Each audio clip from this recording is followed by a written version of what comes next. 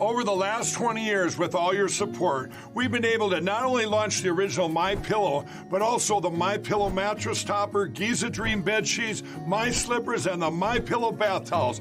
But there's so much more. In fact, we have over 200 products, and I'm so confident that you'll love each and every one of them that when you go to MyPillow.com now, you'll immediately receive a free gift valued at $20 just for checking out the website. No purchase necessary. Get everything from MyPillow blankets, sleepwear, kitchen towels, mattresses, duvets, pet beds, body pillows, comforters, couch pillows, bathrobes, and so much more. So go to MyPillow.com or call the number on your screen. Use your promo code to get deep discounts on all MyPillow products. And remember, just for checking out MyPillow.com, you'll immediately receive a free gift valued at $20. No purchase necessary. This is a limited time promotion, so go to MyPillow.com now.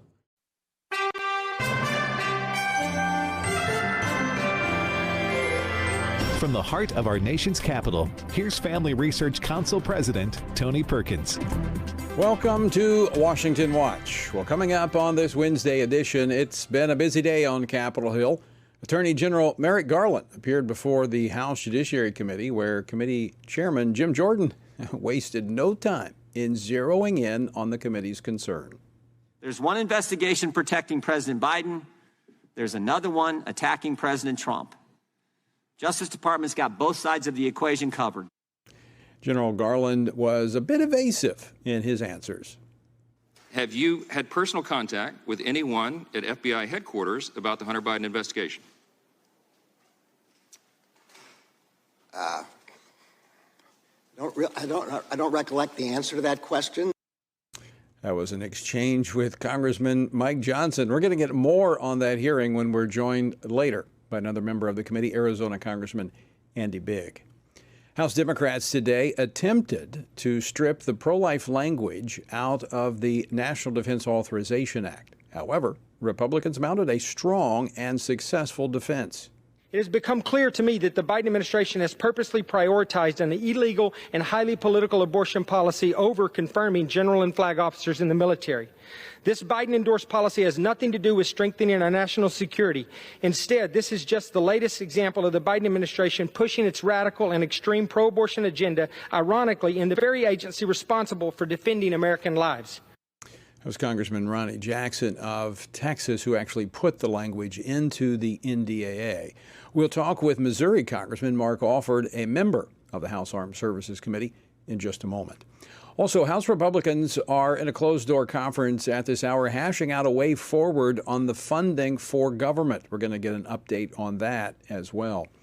And continuing on the military, Air Force Secretary Frank Kendall is warning that China is building up its military for a potential war with the U.S. The question is, could Taiwan be the spark? We're going to talk with Tennessee Senator Marsha Blackburn a little later here on Washington Watch. Also on the military front, Alabama Senator Tommy Tuberville forced the hand of Senate Democrat leader Chuck Schumer today when the Senate moved forward with floor votes on Biden's pick for the chairman of the Joint Chiefs of Staff, Air Force General Charles Brown. The votes prove the Senate could approve military promotions and appointments if they took time to vote. Florida Senator Rick Scott joins us later on Washington Watch. The website, TonyPerkins.com. Lots of resources there for you. Be sure and check it out. Our word for today comes from 2 Corinthians chapter 5. All this is from God, who through Christ reconciled us to himself and gave us the ministry of reconciliation. That is, in Christ, God was reconciling the world to himself, not counting their trespasses against them, and entrusting to us the message of reconciliation.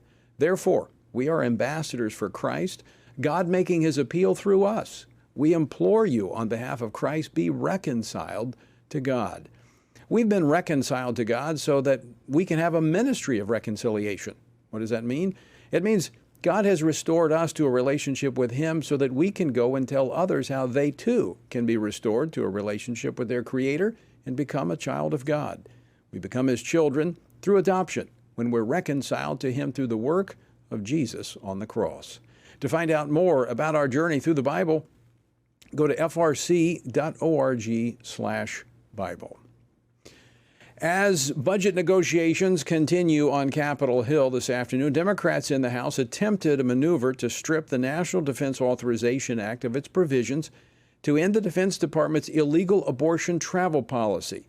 Now, this effort, thankfully, failed, but it demonstrates the tactics that the left will employ to push its abortion agenda. Joining me now to discuss this, as well as the ongoing debate over government funding, is Congressman Mark Alford. He serves on the House Armed Services Committee, the House Agriculture Committee, and the House Small Business Committee. He represents the 4th Congressional District of Missouri. Congressman Alford, welcome back to the program. Thank you, Tony. Good to see you. Thanks for stepping out of the meeting. Before we get into the protection of the unborn in the NDAA, what's the status, what's the latest on the government funding negotiations going on between Republicans? Well, Tony, the vast majority of our Republican conference does not want a government shutdown. We want a short-term CR, continuing resolution for 30 days, get us to October, get these 11 remaining appropriation bills settled at a reduced amount than what the government and the Senate wants and the administration wants. We've got to reduce spending in America. We're all in agreement on that. The sticking point is the number right now. How much will we cut? The proposal under the current continuing resolution is about an 8% cut. We secure our border first and foremost because Joe Biden's not going to do it. He's going to let continue to, like, I think there was 4,000 coming across today, illegal aliens into our sovereign nation.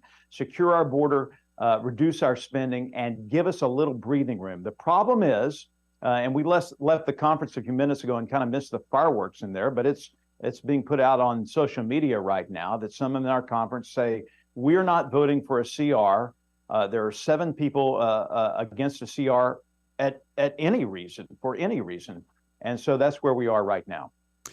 Was there discussion about moving forward with the appropriations bills and getting those through, since those are the ones that really contain the policy and the cuts?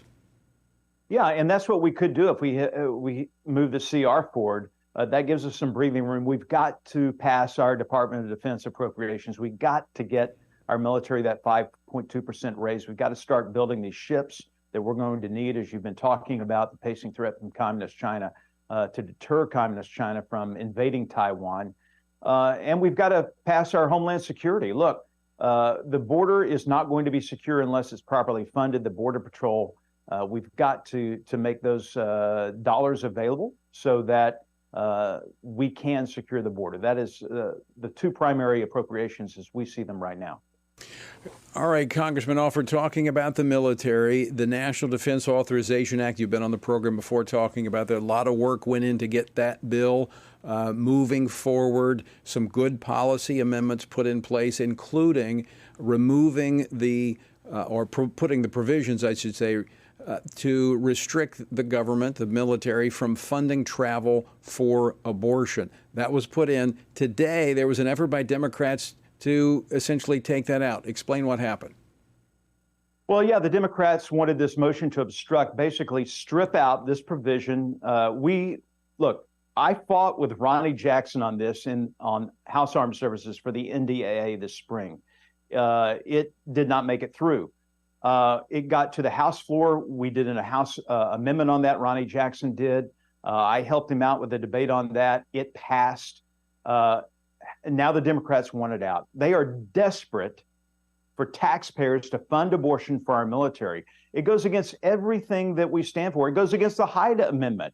It is basically illegal, and yet this has been going on since October of last year. Only 12 women that we know of has taken advantage of this policy where, for instance, in the state of Missouri at Fort Leonard Wood, if you get pregnant or a dependent gets pregnant there, you're going to have to drive to Illinois or Kansas to get an abortion, and the government would pay for that. It's facilitating the abortion. That is against what we stand for. The Democrats are insistent upon doing this. We're saying, hey, look, we believe in life-affirming care for the mother and the baby growing inside of her, but we are not going to have the government in any way facilitate an abortion. It is not right. It's not going to happen. In addition, there were other amendments that got onto the bill. previously that deal with the woke military policies. This bill now will have to be reconciled between the Senate version and the House version in conference. So what's the next step? When might we see this pop up again in terms of bringing about a resolution and what the NDA finally has in it? Well, Tony, I was honored yesterday, PD, to be named by the leadership and our chairman, Mike Rogers, to be on this conference committee, a rare honor for a freshman to be able to do that. So we are moving forward with that. Those conferees were named. The Senate now has to name theirs, and we'll begin meeting on this as soon as we can schedule time in a conference room to where we can hash things out. We know that the Senate, the liberal Senate, ruled by Chuck Schumer, is not going to go along with our stripping of the woke ideology. You know, they want those drag queens trying to recruit others into the military. They want the CRT language. They want the diversity, equity, inclusion to divide our nation rather than unite us about what we have in common in this great nation. So we know the fight we're going to be up against, but we're going to stand strong on the House side, and we will fight as hard as we can to make sure that we get those woke policies out of the U.S. military and return pride and patriotism to America. Well, Congressman Alford, that's actually very reassuring that you've been appointed to the conference committee, because I know these are issues you care about deeply. And so you'll be at the table there. That's, again, reassuring that we may actually see these policies stay in, because oftentimes what happens behind closed doors in these conference committees is that the good stuff is thrown out. The bill comes back to the chamber and they vote on it. Nobody really knows what was in or what was taken out. Well, yes, and that may happen this time, but we're gonna try our hardest. You know, God's put me here for a reason, Tony. We've talked about this in private and on the air. I'm here for the purpose of, I think, promoting Jesus Christ in our society and also trying to get our country on the right track again as a country that came about through the providence and protection of God Almighty.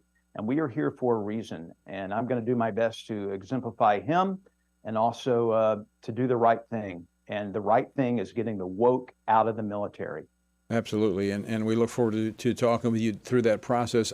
Before we run out of time here, there was a procedural vote yesterday on the $826 billion defense spending bill. This is another measure separate from the NDAA. That failed. Tell us what's going on there. Well, I think the rule was voted down on that. That is problematic. I think it's lumped in with the same people who do not want to see the continuing resolution pass. And so I think they are just seeding a path for failure for Kevin McCarthy, unfortunately. They don't want Kevin as the Speaker of the House. We rightfully voted him in. It took 15 votes. I think they've been determined ever since then that he is not going to be Speaker throughout this term, much less maybe even before the year is over. And he is fighting tooth and nail in that conference room. What was so reassuring, and I just watching his countenance and watching people talk, which is one thing that I've observed even back in November, before I was even sworn in, being able to be part of this conference and listen to what the congressmen and women have to say, is the level of deference and respect that Kevin McCarthy has shown for everyone, not just listening to what they're saying, but trying to understand their hearts. You don't find that in a lot of leaders, and Kevin McCarthy certainly has that. Congressman Mark Alford, I want to thank you for joining us today. And again, congratulations on being tapped for this conference committee on the NDAA. It's going to be an important role, and we look forward to talking with you about it more. Thank you, Tony. God bless you. Congressman Mark Alford of Missouri. And I would just take, you know, as he was sharing what's unfolding, even as we speak. I mean, this is going on right now. Can't be more breaking news than this, as the House Republican Conference meeting trying to hash out a way forward. And they're not there yet, right? You just heard it. They're not there yet. Be praying. You know, we may not like everything that they're proposing to move forward with, but they need to come to a consensus, and we need to be praying that they do so in such a way that's responsible. As we've been talking about in the program, we cannot sustain $33 trillion in debt with additional $2 trillion in a deficit just this year. And that's going to continue unless we reform our spending. All right, coming up next, we're going to be talking China. China apparently preparing for a war with the United States. Could Taiwan be the spark? Could it be the trigger? We're going to talk with Tennessee Senator Marsha Blackburn next. Don't go away.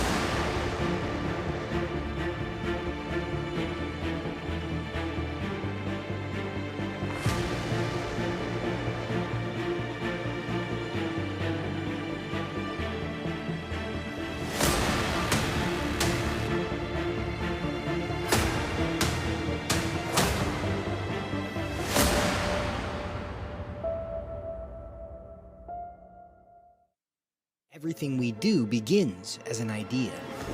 Before there can be acts of courage, there must be the belief that some things are worth sacrificing for. Before there can be marriage, there is the idea that man should not be alone. Before there was freedom, there was the idea that individuals are created equal. It's true that all ideas have consequences, but we're less aware that all consequences are the fruit of ideas. Before there was murder, there was hate. Before there was a Holocaust, there was the belief by some people that other people are undesirable. Our beliefs determine our behavior, and our beliefs about life's biggest questions determine our worldview. Where did I come from? Who decides what is right and wrong? What happens when I die? Our answers to these questions explain why people see the world so differently. Debates about abortion are really disagreements about where life gets its value. Debates over sexuality and gender and marriage are really disagreements about whether the rules are made by us or for us. What we think of as political debates are often much more than that. They're disagreements about the purpose of our lives and the source of truth. As Christians, our goal must be to think biblically about everything. Our goal is to help you see beyond red and blue, left and right, to see the battle of ideas at the root of it all. Our goal is to equip Christians with a biblical worldview and help them advance and defend the faith in their families, communities, and the public square. Cultural renewal doesn't begin with campaigns and elections. It begins with individuals turning from lies to truth. But that won't happen if people can't recognize a lie and don't believe truth exists. We want to help you see the spiritual war behind the political war, the truth claims behind the press release, and the forest from the trees.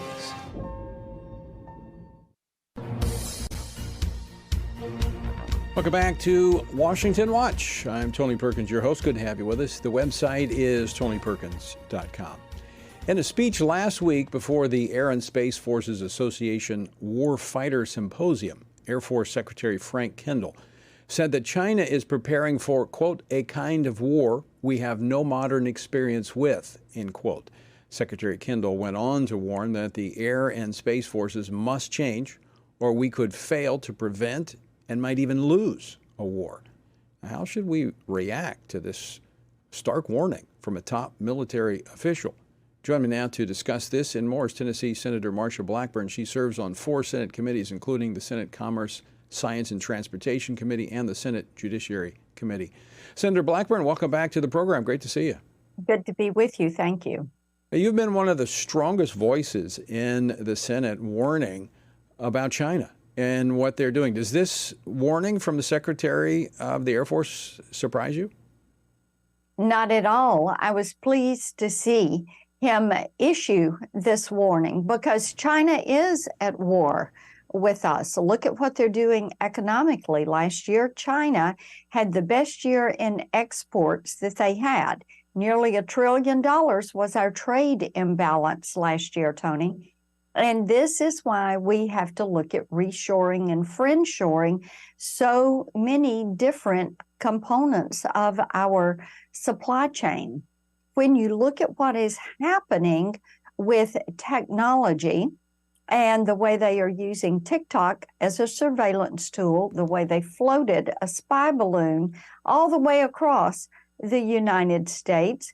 When you look at what they are doing with great power competition and their military and increasing their Navy, how they're trying to use the Belt and Road Initiative that they have and the new Silk Road Initiative that they have and debt diplomacy that they have to go into countries and say, hey, we're going to help you with your port and we're going to help you get goods into this country. We'll let you work with manufacturers in our country.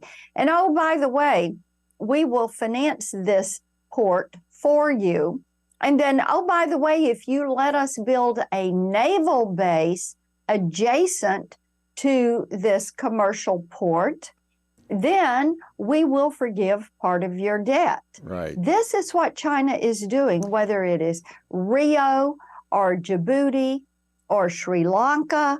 We are seeing this type of activity across the globe. When you look at China putting a military training base in Cuba, this should set off alarms for the American people. And then, of course, you have the soft propaganda side. Right. Where they're I want to this- stop right there for just a second on what China is doing there. You juxtapose that what the United States is doing in our foreign policy.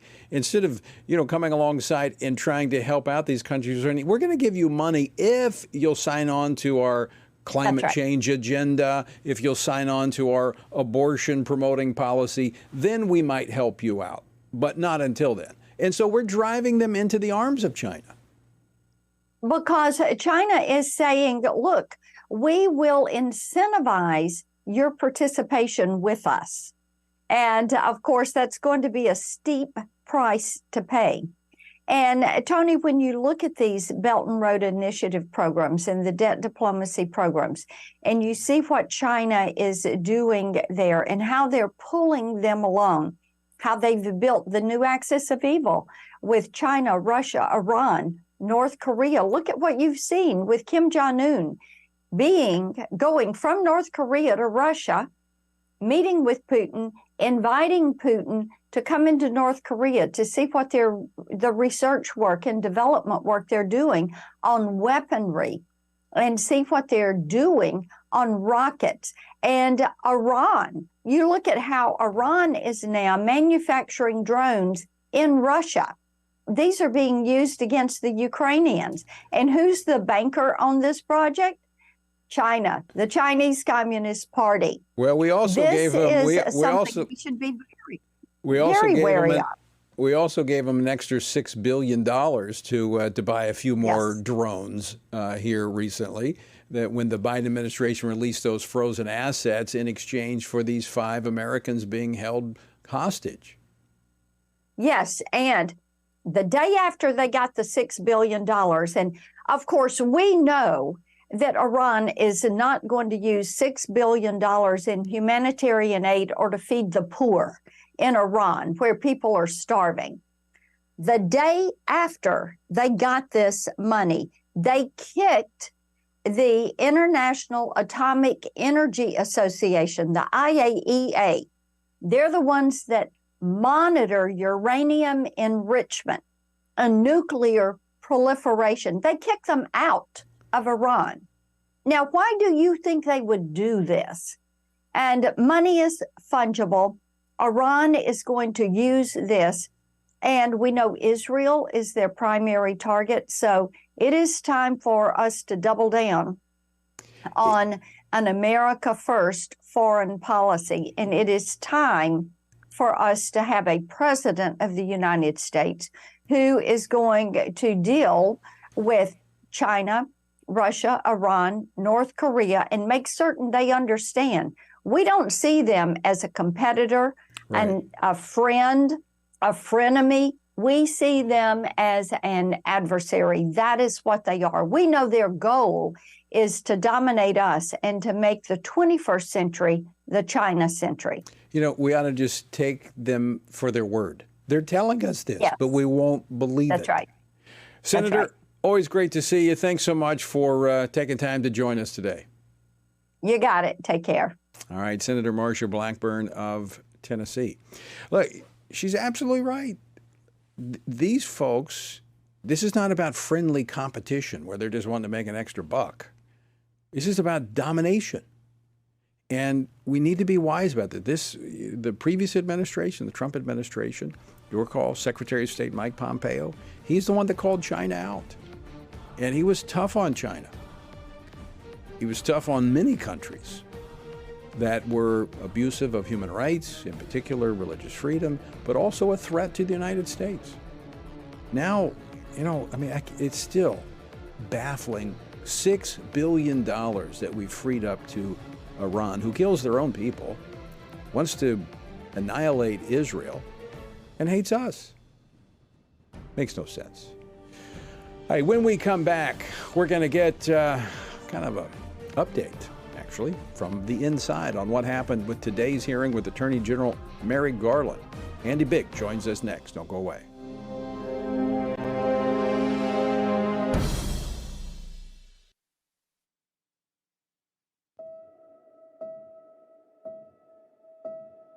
All of us are born with the desire to find truth and meaning. Where did I come from? What happens when I die?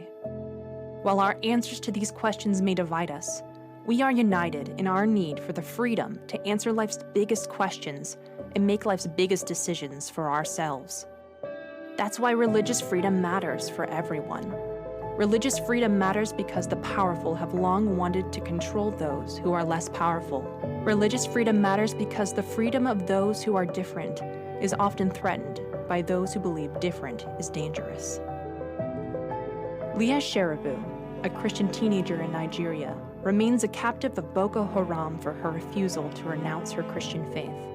Chinese pastor Wang Yi is serving a 9-year sentence for speaking publicly against the Chinese government.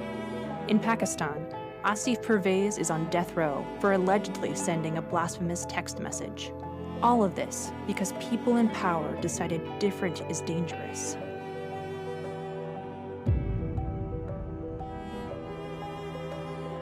At the Center for Religious Liberty at Family Research Council, we promote religious freedom for everyone because the only alternative is religious freedom for no one. We encourage Americans and the American government to engage and advocate for the persecuted, and they do. We work every day to bring good news to the afflicted, to proclaim liberty to captives and freedom to prisoners. We do it because that's what Jesus does. We work to give freedom to others because we ourselves have been set free.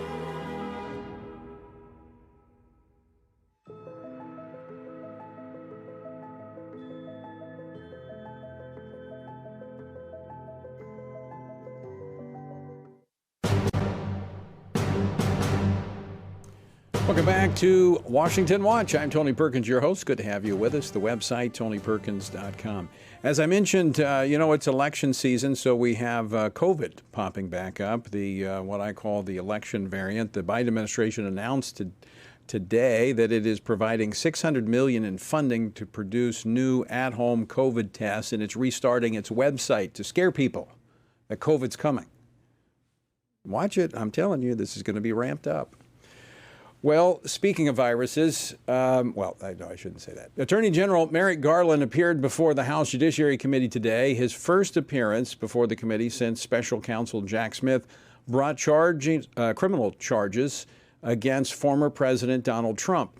The Attorney General faced questions regarding a wide range of topics, including handling of the Hunter Biden investigation and whether his department has fostered a two-tiered justice system.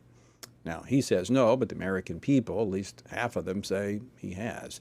Joining me now to discuss this, as well as the latest in the budget negotiations, is Congressman Andy Biggs. He serves on the House Judiciary Committee and the House Committee on Oversight and Accountability. He represents the 5th Congressional District of Arizona. Congressman Biggs, welcome back to Washington Watch. Great to have you on. Thanks, Tony. Good to be with you. So give me your take today on the Attorney General. What I watched a good part of it. He seemed awful evasive in refusing to answer some what I thought were pretty simple, straightforward questions. He was in incredibly evasive mood today. He didn't want to answer anything, and basically, it was like trying to pull teeth, right? I mean, so we had some great questioning by different members. I thought Massey was pretty effective, showing his failure and his own hypocrisy. I thought Gates did a pretty good job. I thought Jordan and a number of people did a really good job getting at everything from the two-tiered system, the disparate treatment of people, the Weiss issue, and ultimately my questioning's focused on how can you say that you don't know the answers to these questions because Weiss is so independent, and yet you're providing answers, and you say that this happened before your tenure. So you can't have it both ways, because if it happened under a previous tenure, then you really wouldn't know anything, and yet you're giving us answers, and you wouldn't even know that it happened. So I think we exposed him in many ways to be less than forthright, and in my opinion, his reputation for veracity took another big hit today. So, Andy, one of the charges regarding the Hunter Biden was the gun charges. He was using drugs and had a gun, lied on the forms. The questions were asked about why did it take so long to actually bring charges against him, since this is pretty straightforward. But it appears that there were either obstacles in the way or they were dragging their feet. They wouldn't do this on a normal American. I mean, look how quickly they have arrested pro-lifers and put them in jail for standing out front of an abortion clinic. That's exactly right, Tony. And we were trying to get at that today. And that was the point of ultimately of my questioning, is he was saying, well, gee, that was Mr. Weiss's decision. He was the prosecutor in charge. He had all the authority. He could do whatever he wanted, and I just took a hands-off approach. And yet, when I asked him a question about, a certain event with an attorney, a U.S. attorney going to the court and providing information, he was able to tell us exactly what the court wanted, exactly how that was responded to, and the same in multiple instances. And that's the point. It looks so much like they dragged their feet to basically get past statute of limitations, allow them to run in a number of cases, the 14 and 15 tax fraud cases. And then on this rather simple case, they did nothing until when we announced that we're going to open up an impeachment inquiry, then those charges come. This is all indicia that this is politically motivated on the part of the Attorney General. They're just trying to run the clock out till the statute of limitations is over, then he walks scot-free. I believe, as you mentioned, you were asking questions about this two-tiered justice system, and a lot of this focused on the FACE Act, the Freedom of Access to Clinic Entrances Act, which was back in the Clinton era to protect abortion clinics. You were zeroing in on the fact that they're targeting pro-life individuals. What did he have to say to that? Well, his whole position, that wasn't the main focus of mine, but several of us actually kind of skirted it, and one or two got to the heart of it. His position is always hands off, that they're treating everybody the same, regardless of how much evidence there is undermining that argument. His argument is always, oh yeah, we're just beautiful. This is the land of Oz. Everybody gets treated beautifully and the same, until you start pointing out facts. And then all of a sudden it's like, well, that was somebody else, or I'm not in charge of that. I've delegated that to the local U.S. attorney. He refuses to really cover that stuff. It's going to be interesting when the curtain gets pulled back, which I assume in these impeachment hearings, we're going to take a peek behind the curtain. Yeah, that's right. I mean, Tony, so next week we open up our impeachment inquiry. You're going to see some more information that comes out. It won't happen in that first hearing necessarily, because that's the groundwork hearing. But we are subpoenaing everything from Hunter Biden and Joe Biden's bank accounts. Why? Because that's where the money laundering was taking place, and that'll be good evidence to have. We look forward to talking to you about it when you get it. Congressman, always great to see you. Thanks for joining us. Thanks so much, Tony. Stick with us. We're back with Senator Rick Scott after the break. Don't go away.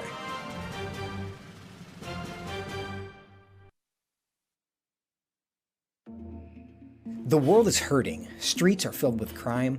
Families are broken. Sin is celebrated, and God is mocked. Everywhere we look, the wages of our sin are on full display. As Christians, we know that surrender to God's will is the solution to our biggest problems, but not everyone agrees. Even in church, we hear people say the most important thing is to be tolerant, that we shouldn't impose our morality on other people, and that loving our neighbor means celebrating what they do. But you can't do that. It's not that you don't love your neighbor, you do, but you care about God's opinion more than your neighbor's opinion, and this makes you different. In fact, sometimes it makes you feel alone, like you're the only one. But there is good news. You are not alone, not even close. Research has found that there are 59 million American adults who are a lot like you. There are millions of people around the country who are born again, deeply committed to practicing their faith, and believe the Bible is the reliable Word of God. But that's not all. They're also engaged in our government. They're voters. They're more likely to be involved in their community, and they're making a difference in elections. The problem is that a lot of them feel alone too. We want to change that. FRC wants to connect these 59 million Americans to speak the truth together, no matter the cost. If you want to learn more about this group and what it means to be a spiritually active, governance-engaged conservative, or if you want to find out if you are one of these SageCons yourself, go to frc.org/SageCon and take the quiz to find out. The world is hurting, and we have the solution. We can't do it alone, but we can do it if we work together. That's what we're working toward every day. Join us. Go to frc.org/SAGECON, SageCon, to learn more. That's SAGECON, SageCon, to learn more. I'm often asked by people, Tony, how do you stay encouraged? How do you deal with all of the stuff in Washington, D.C., the negative policies that are attacking our faith, our family, and our freedoms? Well, you want me to let you in on the secret? It's called the Word of God. And that is why the Family Research Council embarked on Stand on the Word, a 2-year journey through the Bible. It's a chronological Bible reading plan with just 10 to 15 minutes a day. In 2 years, you will have covered the entire Bible. And to go along with this, Monday through Friday, I do a morning devotional that goes along with the reading of the day. It's all designed to encourage you on this journey because the Word of God, as the psalmist said, in my affliction, here's my comfort. Your Word gives me life. That is our source of strength. To find out more, go to tonyperkins.com or frc.org/Bible. And I invite you to join me every morning for our Stand on the Word Bible devotion. FRC, celebrating 40 years with President Donald Trump. I want to thank a very good friend and one of the conservative movement's finest leader. He really is a leader in many ways. Tony Perkins, he's done a fantastic job. Thank you, Tony. Thank you very much. Let's also express our gratitude to the entire team at the Family Research Council for their 4 decades of outstanding work in defense of the American family and culture and God.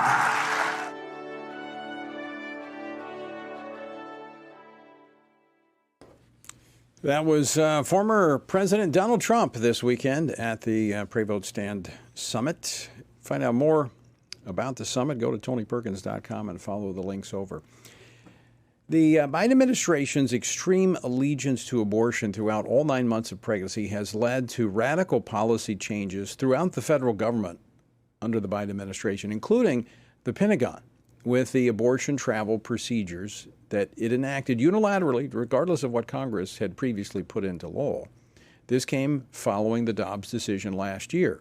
And as we've talked about many, many times in this program, we've had Senator Tommy Tuberville on. He stood strong against the Pentagon's policy in the face of attacks from the White House, Senate Democrats, and even some Republicans.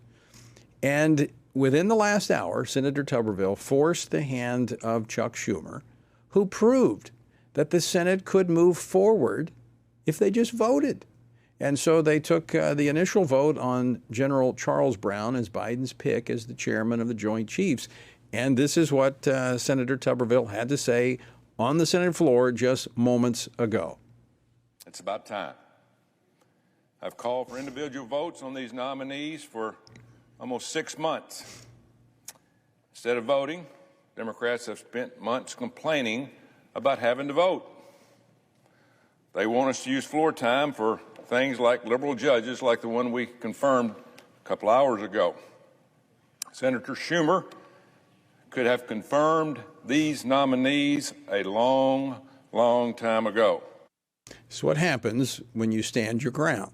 You prevail. Now, the battle's not over, but he has proven that all of this rhetoric, all these scare tactics, scare words, all this stuff saying the military is being held hostage, the nation's at risk by Senator Schumer, simply are not true. Joining me now to discuss this and much, much more is Florida Senator Rick Scott. He serves on 4 Senate committees, including the Senate Budget Committee, the Senate Homeland Security Committee. Senator Scott, welcome back to Washington Watch. Great to have you on the program. Thank God for Tommy Tuberville. I mean, he stood his ground, and he showed that Schumer was just playing politics with these military nominations. But you know what's really disappointing, on top of what the White House is doing, what Schumer is doing, is the Secretary of Defense, Austin, is doing the same thing. He's attacking Senator Tuberville, and in his position as Secretary of Defense, it's wrong. But these votes today prove what Senator Tuberville and you and others have been saying all along. They can do this. They can move these nominations forward. They can move the promotions forward. Just have to vote. They thought it was good politics for the Democrats. I mean, you know what Senator Tuberville is doing is standing up for a law in this country. In America, we don't pay for, with your tax dollars, we don't pay for abortion. And the Secretary of Defense and the Biden administration just changed the policy without coming to Congress. No vote, nothing.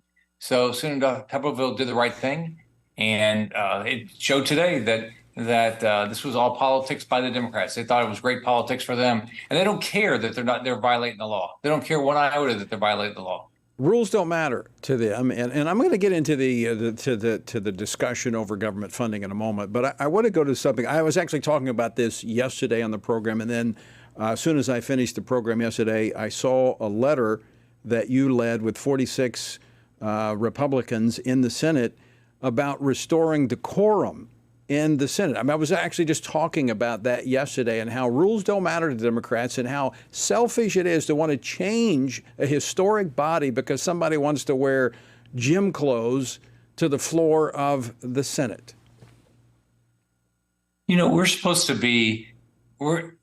represent the American public. We're supposed to be debating the biggest issues in America and in the world. And how disgusting if we don't, we're going to do that and, without looking like we really care about it. So I think the American public thinks this is disgraceful what Chuck Schumer did. He did it unilaterally, like the Democrats are doing everything else. No vote on the Senate floor. I can't imagine he could have gotten the votes to do this. And it's wrong. When people see us on TV or they come to the gallery and watch us debate these issues, I think they're going to be so disappointed when they see people that don't have to dress appropriately and really respect the position we're in. We're in exalted positions. We should respect the institutions of this country, including the U.S. Senate.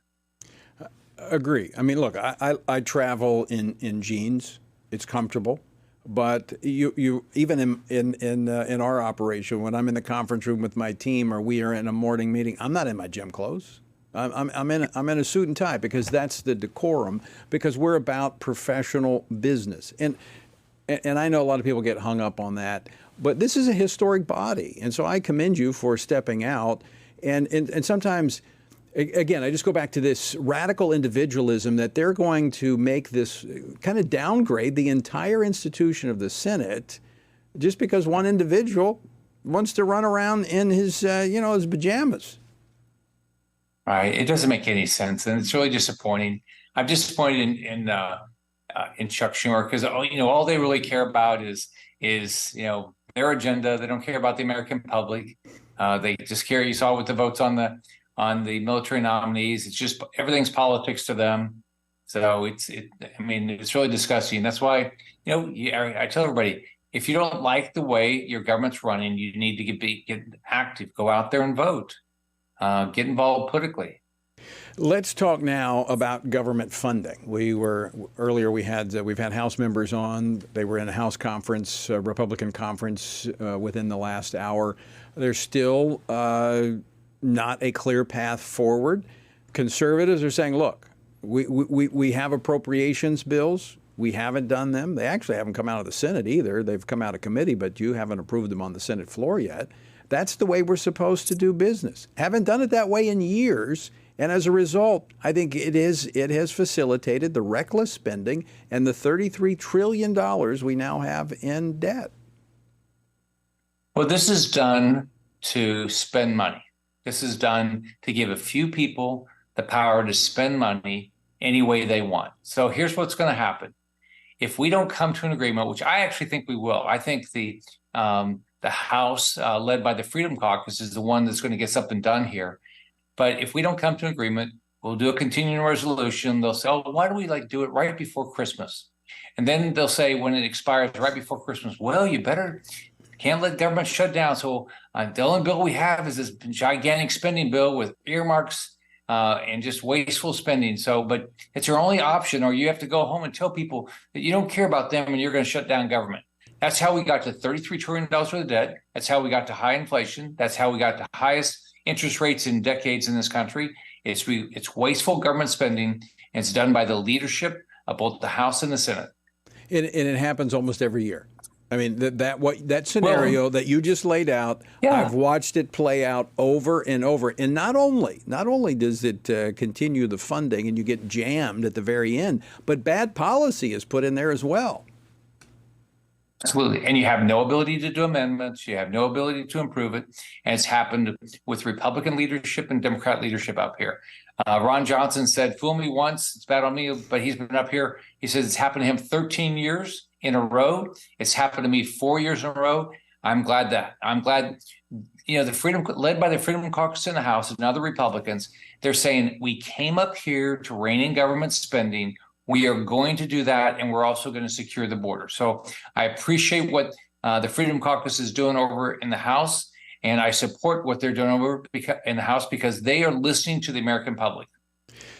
How much support do you believe you can rally there in the Senate when it comes over from the House? Because something's going to come over at some point. And then, of course, you already have Schumer almost every single day on the Senate floor saying, the Republicans have to negotiate. We have to have a bipartisan, meaning the Republicans, the conservatives have to wave a white flag and give us what we want.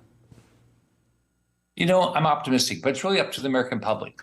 One thing that we're working on right now, led by Ron Johnson, it's a bill that says we will never shut down government. That way, that takes away the power of the leadership to say, oh boy, government's going to shut down. So it would be a continuous resolution. It would stop this ability of the leadership in both the Republican and the House side of coming back right before Christmas and saying, man, we just couldn't get anything done. But this gigantic bill, the last one was 3 times the size of the Bible. They wanted us to vote on it within a few hours. Nobody knew what was in it. But they got their votes ultimately, and they got it done within 2 days. And it was horrible for the American public. Causes higher inflation for you, causes higher interest rates for you. This is wrong, and it's got to stop. So what would be the provisions of Senator Johnson's bill? How would that work to keep government going in the absence of a funding mechanism? So what we would do is we would keep the funding at where we are right now.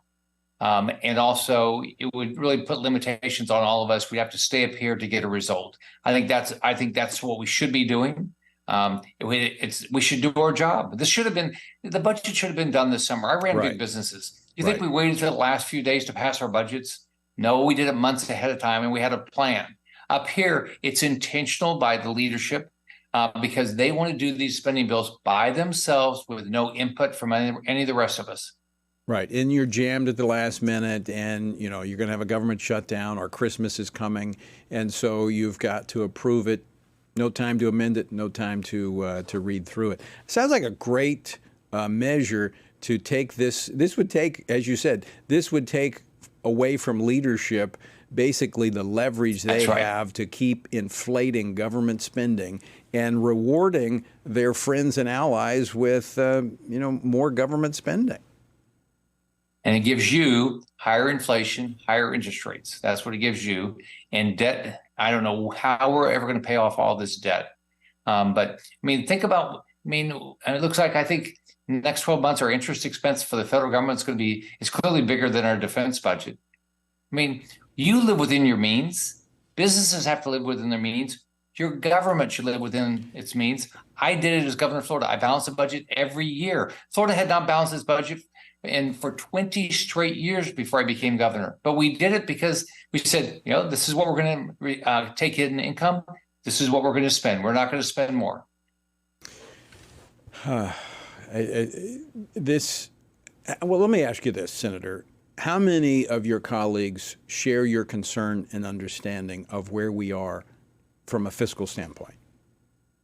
Well, clearly 6 of us. We get together once a week. Ron Johnson, Mike Lee, Ted Cruz, Rand Paul, Mike Braun. We get together to to strategize on how do we get this fiscal house in order. I put out an economic report to all senators once a quarter. I have put out information on how the economy is doing, which it's not great.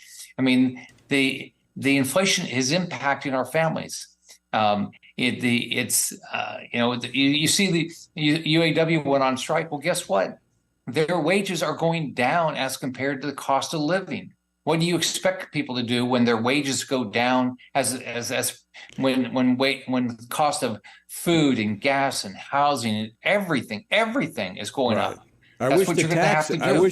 I wish the taxpayers could go on strike and quit paying the government as they keep fueling these policies that are eating into the family budget. Tony, you'd love this. So if we shut down government, you don't have to worry about federal workers, because if you're so-called non-essential, which I can't imagine why we would have any non-essential people in government, but they still get paid. Yeah. Even if they don't have to work. Yeah. Only in government. Yeah, you're absolutely right. Senator, one final question for you, different topic. I just mentioned this, the Biden administration rolling out $600 million for COVID test, and they're relaunching their website. Are you concerned that there's going to be a resurgence of COVID, what I call the election variant, right around election time to try to use that once again? Absolutely. They will do everything in their power to win an election. So you know that COVID's never gone away in D.C. because your federal workers aren't back to work, many of them. So they've used the excuse that they're still worried about their health. When the rest of us have been back to work, since 2020 actually. So absolutely, they're going to try everything they can. They're going to try masks. They're going to try shots. They're going to try everything they can to have another emergency. Senator, always great to talk with you. Thanks so much for joining us today. I appreciate you fighting for the families up there on Capitol Hill. Thanks, Tony. Thanks for what you do. All right. Senator Rick Scott of Florida. Glad he's in the Senate. All right, the Capitol Switchboard, by the way, where you can weigh in on this issue of funding the government and reining in this reckless spending, 202-224-3121. 202-224-3121. You can reach both your congressman and your 2 senators. Give them your zip code, tell them where you live if you don't know who your member is. But look, our republic, as I've said before, was not made for spectators. We must be participants if we're going to preserve it. Thanks for joining today, and until next time, I leave you once again with the encouraging words of the Apostle Paul, which we find in Ephesians 6, where he says, when you've done everything that you can do, when you've prayed, when you've prepared, and when you've taken your stand, by all means, keep standing.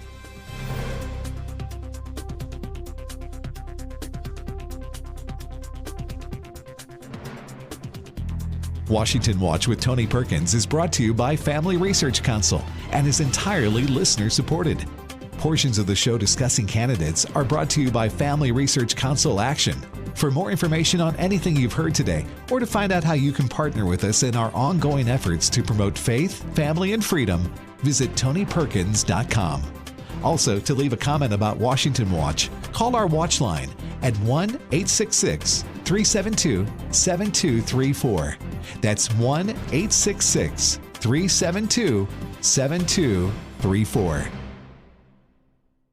Taken TV is making TV watchable again. Join us on the Active Kingdom Entertainment Network. Download Taken TV from your App Store now.